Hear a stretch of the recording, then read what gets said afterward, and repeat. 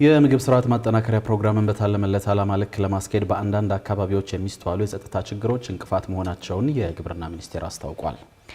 ሚኒስቴሩ ይህንን ያስታወቀው 685 ሚሊዮን የአሜሪካ ዶላር ተበጅቶለት ለ7 ዓመት የተያዘው የምግብ ስርዓት ማጠናከሪያ ፕሮግራም አጋማሽ ዓመት እቅድ አፈጻጸም ከክልሎችና ከባለድርሻ አካላት ጋር ውይይት ባካሄደበት ወቅት ነው። ሪፖርተራችን ምስሊያሽም ዝርዝር አላት።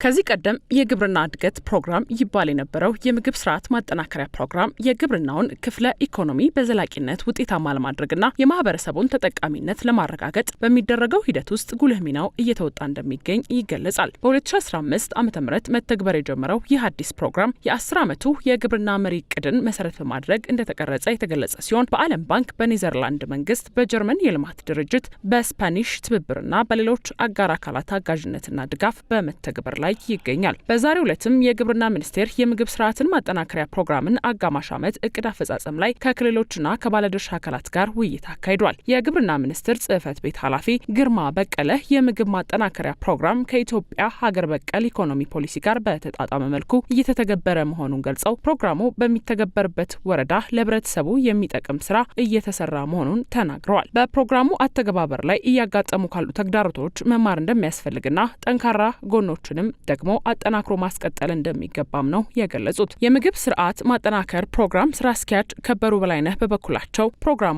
የምርት እሴትን ሰንሰለትን በማጠናከር ዘመናዊ የግብርና ግብዓቶችን በማቅረብና መሰረተ ልማቶችን በመገንባት ለግብርናው ዘርፍ ያለውን አስተዋጽኦ የላቀ ነው ብለዋል። አቅም ግንባታ አለ፣ ውሃ አቅርቦት አለ፣ ቴክኖሎጂ አለ፣ ገበያው አለና አጠቃላይ ኮምፕሬሄንሲቭ ነው። የግብርናን የ10 ዓመት መሪ እቅድና የተከለሰውን የግብርና ና ገጠር ልማት ፖሊሲን መሰረት አድርጎ ነው የተቀረጸው። ስለዚህ አጠቃላይ ሁሉንም ነው ማለት ነው። ምርምርን ይደግፋል፣ ኤክስቴንሽኑ አለ፣ ሰብሉ አለ፣ ተፈጥሮ ሀብቱ አለ። ቀደም ሲል እንግዲህ ብዙ ጊዜ ግብርናችን በውሃ ላይ በዝናብ ላይ ያተኮረ ነበር። አሁን መስኖ አቅርቦት አለ፣ ገበያ ማዕከላት የመስራት ስራ አለ፣ ድልድዮችን ይሰራል። ብዙ ጊዜ ግብአት ወደ አርሶ አደሩ ለማድረስና የአርሶ አደሩን ምርት ወደ ገበያ ለማምጣት የምግብ ማጠናከሪያ ፕሮግራሙ በ2015 ዓ.ም ተግባራዊ መደረግ ከጀመረ በኋላ በርካታ ለውጦች እየመጡ መሆኑን የሚገልጹት ስራ አስኪያጁ ከ11 ሺህ በላይ ሄክታር መስኖ ልማት ገንብቶ ለአርሶ አደሩ ማስረከቡን ገልጸዋል። በመስኖ ብንወስድ ለምሳሌ ወደ 8 ሺህ ሄክታር ነበረ ለመገንባት ያቀደው። በአስሩ ግን ወደ 11 ሺህ አካባቢ ገንብቶ ለአርሶ አደር ለማቅረብ ሞክሯል። በግምገማችን ለምሳሌ ፉድ ኢንሴኩር ፒፕል ብለን የያዝ ነው በቤዝ ላይኑ ወደ 38 ነበር። አሁን ግን 31 ደርሷል ማለት ነው። እየቀነሰ ነው የመጣው ማለት ነው። በቤተሰብ ደረጃ አሁን የተለያዩ ምግብ የመመገብን ነው ስንነሳ ወደ 4 አንድ ቤተሰብ እስከ 4 በአማካይ ነበር። አሁን 5.3 የተለያዩ ምግቦችን የመመገብ አለና ሬዚሊየንስ የምንለው ይሄንን ነው። ወደ 4.1 ሚሊዮን ቤተሰብ ተደራሽ አድርገናል። 10 ክልልና 2 ከተማ አስተዳደር። ፕሮግራሙ መተግበር ከጀመረበት ጊዜ አንስቶ በርካታ ስራዎችን በማከናወን ለህብረተሰቡ ችግር ፈቺ መፍትሄዎችን እያቀረበ መሆኑን የገለጹት ስራ አስኪያጁ በግንባታ ስራዎች ወቅት ከሚስተዋሉ የኮንትራክተሮች የአቅም ችግር ባሻገር በሀገሪቱ አንዳንድ ክፍሎች የሚያጋጥሙ የጸጥታ ችግሮች ስራው በሚፈለገው ልክ ለማስኬድ እንቅፋት ሆኗል ነው ያሉት። አካባቢያችን በአንዳንድ የተወሰኑ አካባቢ የጸጥታ ችግር አለ። እሱን ብዙ ጊዜ መንገድ ላይ ነው እንደዚህ አይነት ነገሮች የሚከሰቱትና የታችኛውን አካል አቅም በመገንባት በስልጠና ስራዎች ወደ ታች ዲሴንትራላይዝ በማድረግ እዛው በአካባቢው ባለሙያ በአካባቢው ማህበረሰብ እንዲሰሩ እያደረግን ነው።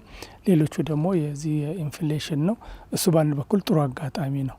እሱንም በየጊዜው እቅዶቻችንን ሪቫይዝ እያደረግን የመስራት ስራ ነው። ሌላው አቅም ነው። ብዙ ግንባታ ስራዎችን ይሰራል። ስለዚህ የኮንትራክተሮችና የኮንሰልታንቶች የአቅም ችግር አለ። ስራ አስኪያጁ ጨምረውም ፕሮግራሙን ተግባራዊ ለማድረግ ሲታቀድ 685 ሚሊዮን ዶላር በጀት ለመመደብ ታቅዶ 650 ሚሊዮን ዶላር የሚሆነውን ከዓለም ባንክ፣ ከኔዘርላንድ መንግስት፣ ከጀርመን የልማት ድርጅት፣ በስፓኒሽ ትብብርና በሌሎች አጋር አካላት አጋዥነትና ድጋፍ መሰብሰብ መቻሉን የገለጹ ሲሆን የሚቀረውን ገቢ ለመሰብሰብ በርካታ ስራዎች እየተሰሩ መሆኑን አስረድተዋል። 685 የአሜሪካን ዶላር ነው ፕሮፖዝ አድርገን የጀመር ነው።